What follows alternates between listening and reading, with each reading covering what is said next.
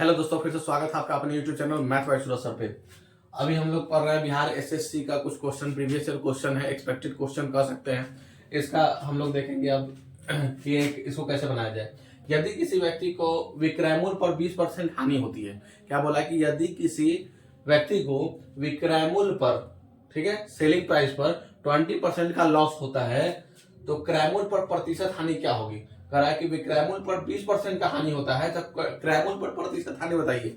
ठीक है, अब क्या बोला है कि हानि कितना परसेंट का होता है, 20% का। अब 20% हानि, इसको फ्रैक्शन में क्या लिख सकते हैं, 1/5। किस पर हानि होता है, तो विक्रय मूल्य पर। यहाँ ध्यान से दिखेगा कि बोला है कि विक्रय मूल्य पर हानि होता है, मतलब ये आपका नीचे वाला जो होगा वो एसपी हो गया और ये जो होगा वो क्या हो गया, लॉस। मतलब 5 रुपया पर 1 रुपया का लॉस। अगर एसपी 5 रुपया है तो लॉस कितना हो गया, 1 का। अब हम जानते हैं कि लॉस का फॉर्मूला से लिख सकते हैं कि लॉस बराबर क्या होता है, तो लॉस बराबर होता है सीपी माइनस एसपी।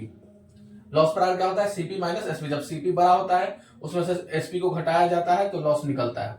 अब लॉस कितना का हुआ, तो लॉस हुआ 1 का। तो लॉस कितना का हुआ, 1 का, बराबर सीपी पता नहीं, सीपी माइनस एसपी कितना है, 5 का।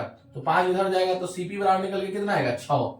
सीपी कितना आ गया, 6। अब कह रहा है कि हानि प्रतिशत किस पर निकालना है, कॉस्ट प्राइस पर। तो 6 का हानि हुआ, कितना का हानि हुआ, 6 का। कितना हानि हुआ, तो 1 का। हानि किस पर हुआ, 6 पर, मतलब कॉस्ट प्राइस पर।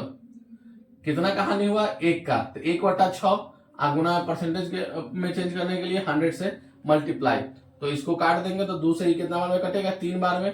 2 से ही 3 बार में, 2 से ही 50 बार में। मतलब क्या आंसर आ जाएगा, 50/3% का हानि होता है। यानी ऑप्शन नंबर इसका सी इसका करेक्ट आंसर हुआ। तो मिलते हैं नेक्स्ट क्वेश्चन की, चलते हैं नेक्स्ट क्वेश्चन की तरफ दोस्तों। तो हेलो दोस्तों, आ गए हैं नेक्स्ट क्वेश्चन की तरफ। और नेक्स्ट क्वेश्चन है आपका कि किसी संख्या का 35%, कोई भी संख्या है, किसी भी संख्या का 35%, 35% 567 है। मतलब कि किसी कोई भी संख्या है और उसका 35% जो है दिया हुआ है कि 567 है, तो उस संख्या का 20% ज्ञात कीजिए। उस संख्या का 20% ज्ञात कीजिए। तो 35% बराबर कितना दिया है कि 35% का जो वैल्यू है वो है 567 के बराबर, 567। तो 5 किसका वैल्यू निकालना है, 20% का। तो अगर हम मान लीजिए 7 से भाग कर देते हैं दोनों तरफ, तो ये कितना आ जाएगा, 5%। और 7 से इधर भी भाग करते हैं तो कितना आ जाएगा, 81। 7 से दोनों तरफ भाग करते हैं तो ये 5% आ गया, ये 81 आ गया। मतलब 5% का वैल्यू आ गया 81। इधर भी 7 से डिवाइड और इधर भी 7 से डिवाइड। अब कितना का प्राप्त करना है, 20% का। किसका वैल्यू प्राप्त करना है, 20% का। तो 20% का प्राप्त करने के लिए इसमें 4 से अगर हम गुना कर देते हैं तो कितना आ जाएगा, 20%। तो इधर 4 से गुना किए तो इधर भी कितना से करना पड़ेगा, 4 से ही। तो 4 एकम 4, 8 चौक 32, कितना हो जाएगा, 324। तो ऑप्शन नंबर कौन हो गया, डी। ऑप्शन नंबर डी आपका इसका। नेक्स्ट क्वेश्चन में आ गया है। नेक्स्ट क्वेश्चन का है आपके लिए कि 269 प्लस 831 का होल स्क्वायर प्लस 269 माइनस 831 का होल स्क्वायर बाई 2.69 का होल स्क्वायर प्लस 8.31 का होल स्क्वायर। इसको कैसे बनाएंगे, तो अगर मान ले कि ये ए है, ये क्या है, ए, और ये मान लेते हैं बी है, तो ये ए प्लस बी और ए माइनस बी क्या हो गया, ए प्लस बी और ए माइनस बी। और नीचे अगर इसको सॉल्व करते हैं तो 269 को क्या, 2.69 को क्या लिख सकते हैं, 2.69 को लिख सकते हैं 269 बाई में 100 लिख सकते हैं। और 269 को क्या मान लिए हैं, ए मान लिए। तो इसको ऐसे हम लोग लिख सकते हैं ना कि ए प्लस बी का होल स्क्वायर प्लस ए माइनस बी का होल स्क्वायर। ठीक है, ये ए प्लस बी का होल स्क्वायर हो गया, ए माइनस बी का होल स्क्वायर होगा। अब ये 269 को तो ए मान लिया, तो ये क्या हो जाएगा, ए बाई 100 का whole square plus B by 100 का होल स्क्वायर, ये हो गया। इसको अगर आप सॉल्व करते हैं तो ए प्लस बी का होल स्क्वायर प्लस ए माइनस बी का होल स्क्वायर, ए प्लस बी का होल स्क्वायर और ए माइनस बी का होल स्क्वायर को अगर हम जोड़ते हैं तो फॉर्मूला आता है यहाँ पे 2 इंटू ए स्क्वायर प्लस बी स्क्वायर। क्या आता है, 2 इंटू ए स्क्वायर प्लस बी स्क्वायर। और अगर हम इसको सॉल्व करते हैं सिर्फ नीचे वाले पार्ट को, तो देख सकते हैं कि ए बाई 100 का whole square plus B by 100 का होल स्क्वायर। ठीक, इसको हम लोग क्या लिखेंगे, तो इसको हम लोग लिख सकते हैं कि ए स्क्वायर बाई में 100 का whole square plus B square by में 100 का होल स्क्वायर।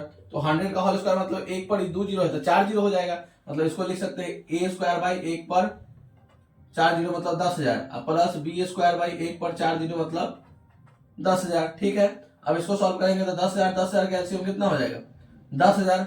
और इसके बाद ये हो जाएगा ए स्क्वायर प्लस बी स्क्वायर।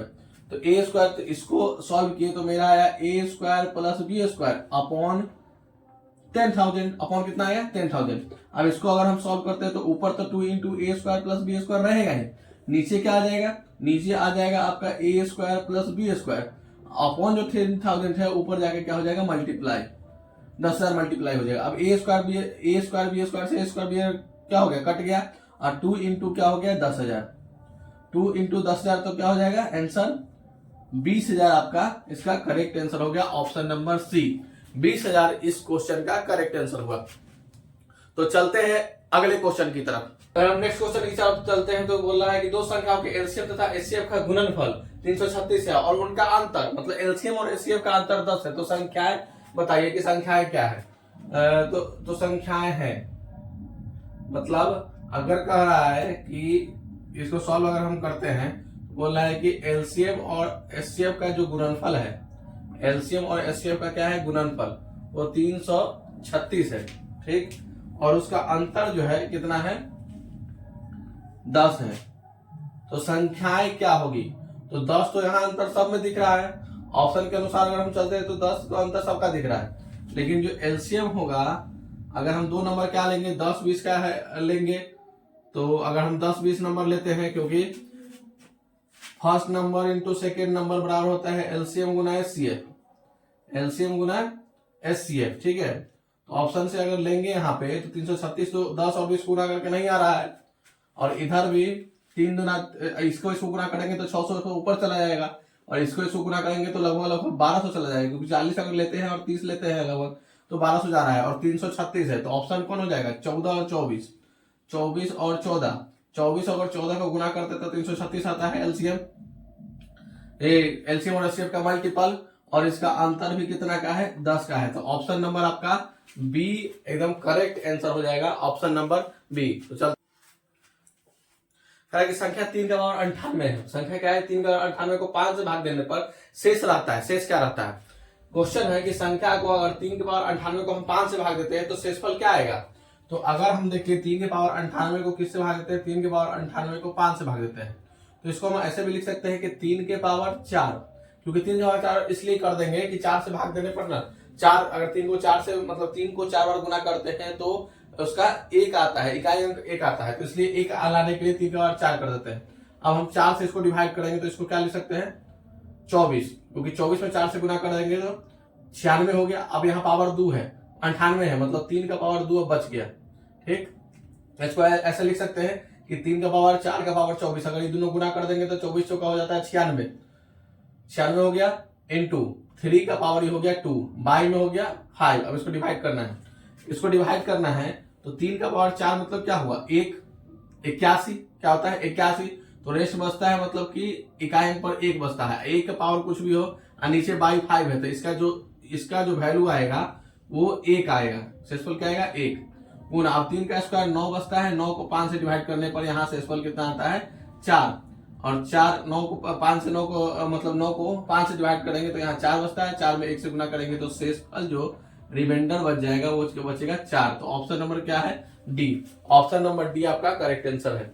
फिर से नहीं समझ में आ रहा होगा तो फिर से समझा देते हैं कि 3 का पावर 98 को हम ऐसे लिख सकते हैं 3 का पावर 4 का पावर 24, तो 3 के पावर 96 में खत्म इंटू 3 का पावर स्क्वायर, तो 96 2 कितना हो गया 98 बाई में 5।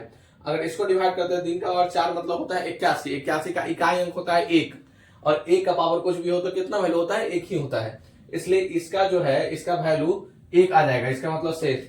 अब यहाँ 3 का पावर स्क्वायर है तो 9 को 5 से डिवाइड करते हैं तो यहाँ शेषफल कितना आता है 4, 4 में 1 से गुना करते हैं तो बचता है 4, मतलब अगर 3 के पावर 98 को 5 से भाग दिया जाए, अगर 3 के पावर 98 को 5 से भाग दिया जाए तो शेषफल जो आपका निकल के आएगा वो 4 आएगा। तो उम्मीद करता हूं कि आपको ये क्वेश्चन समझ में आएगा होगा। चलते हैं नेक्स्ट क्वेश्चन की तरफ।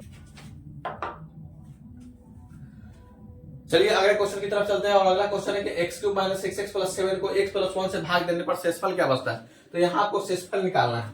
शेषफल निकालने के लिए सबसे पहले जो भाग देने वाला है x + 1 क्या किससे भाग देना है, बोला कि x² x³ - 6x + 7 को किसना से भाग दीजिए x + 1 से भाग देती x + 1 से भाग देना है। तो सबसे पहले जो जिसे भाग देना है उसको 0 के इक्वल टू कर देंगे, तो x + 1 बराबर 0, तो x बराबर क्या होगा -1, यहाँ से x का वैल्यू निकाल दिया -1, और अब इस -1 को इसमें क्या कर देंगे पुट कर देंगे। तो क्वेश्चन क्या है x³ - 6x + 1, अब यहाँ पे क्या करेंगे -1 का क्यूब माइनस 6 इंटू -1 और प्लस में 7, तो -1 का क्यूब क्या होता है, -1 ही होता है। और माइनस ये माइनस है, ये माइनस क्या हो गया प्लस, 6 इंटू 1 6 और प्लस में क्या हो गया 7, तो 7 6 13, 13 में से एक गया कितना हो गया 12। मतलब आपका जो 12, ये जो बी नंबर 12 आंसर हो गया आपका। आंसर क्या हो गया 12 नंबर 12। अब चलते हैं नेक्स्ट क्वेश्चन की तरफ। टेबल क्लॉक है वे प्रत्येक क्रमशः 10 मिनट, 15 मिनट, 20 मिनट और 25 मिनट के अंतराल पर बजते हैं। ठीक है, 4 कह रहा है कि टेबल क्लॉक है और वे प्रत्येक क्रमशः 10 मिनट, 15 मिनट, 20 मिनट और 25 मिनट के अंतराल पर बजते हैं। यदि वे सभी 10 AM पर एक साथ बजते हैं तो वे किस समय पर फिर से एक साथ बजेगा। मतलब कह रहा है कि एक बार 10 AM पे अगर बज गया तो फिर से कब बजेगा। तो कह रहा है कि मान लेते हैं अगर यहाँ पे समय न रह के नंबर रहता, समय न रह के क्या रहता, नंबर रहता 10, 15, 20 और 25। ठीक है, और बोलता कि 10, 15 और 20 और 25 से जो कम है, मतलब कि ऐसी कौन सी कम नंबर है जो सबसे कट जाए 10, 15, 20 और 25 से, तो इसका क्या करना पड़ता है, एलसीएम लेना पड़ता। उसी तरह कह रहा है कि चारों जो कम समय पर बजेगा, 4 टेबल क्लॉक है प्रत्येक क्रमशः 10 मिनट, 15 मिनट, 20 मिनट और 25 मिनट के अंतराल पर बजता है। तो एक साथ ही कब बजेगा, तो एक साथ ये बजेगा अपने एलसीएम पर। कब बजेगा, अपने एलसीएम पर। यदि वे सभी 10 AM पर एक साथ बजते हैं तो वे किस समय फिर से एक साथ बजेगा। तो हम लोग सबसे पहले क्या करेंगे, इस सब का जो नंबर है उसका एलसीएम निकालेंगे। मतलब 10, 15 मिनट, 20 मिनट और 25 मिनट का क्या करेंगे, एलसीएम फाइंड करेंगे। तो एलसीएम फाइंड करने का सबसे एक अच्छा तरीका है क्या है कि सबसे बड़ा नंबर को ले लेते हैं। तो सबसे बड़ा नंबर कितना है, 25। अब ढूंढेंगे कि इसमें क्या है, इसमें 25 में से 5 है और 10 में क्या है 5 गुना 2, 10 किससे बनता है, तो 5 गुना 2 से। तो 5 तो 25 में उपस्थित है, 2 नहीं है, तो 2 से क्या कर देंगे यहाँ पे गुना 2 से। अब 15 से चेक करेंगे, 15 में क्या होता है 5 गुना 3, 15 में क्या होता है 5 गुना 3, तो 5 तो यहाँ 25 में उपलब्ध है लेकिन 3 नहीं है, तो इसको और क्या करेंगे 3 से गुना। ठीक है, अब 20 है, तो 20 में क्या होता है 5 गुना 4, तो 5 तो यहाँ है, 4 के लिए 4 होता है 2 गुना 2, तो 1 2 है और 1 2 नहीं है, तो 1 2 से और गुना कर देंगे। लास्ट में 25 है, तो 25 में 5 गुना 5 होता है, तो 25 का 25 तो है ही।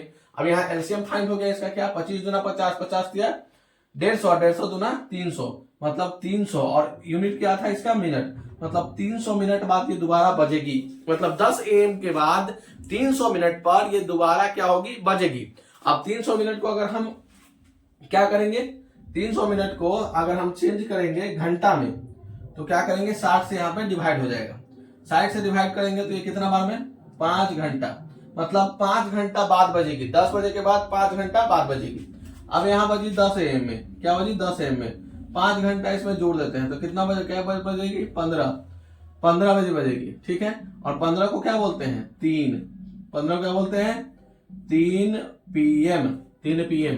तो ऑप्शन नंबर क्या हो जाएगा, बी। ऑप्शन नंबर बी आपका करेक्ट आंसर हो जाएगा। तो उम्मीद करता हूं दोस्तों कि आपको ये सेशन अच्छा लगा होगा। अगर ये सेशन आपको अच्छा लगा होगा तो कृपया अपने दोस्तों में इसको फैला दें, लाइक कर दें, इस चैनल को सब्सक्राइब कर दें और मिलते हैं नेक्स्ट वीडियो में। तब तक के लिए धन्यवाद।